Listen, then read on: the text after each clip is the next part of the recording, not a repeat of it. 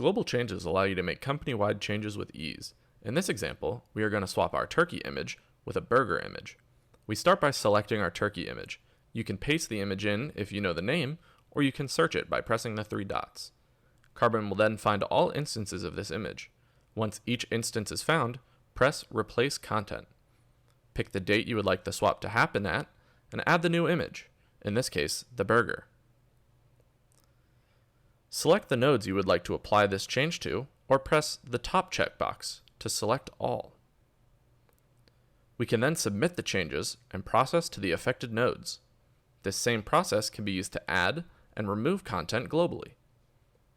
If you have any questions about global changes, please feel free to send an email to support@deelmedia.com or call us at 770-619-1225.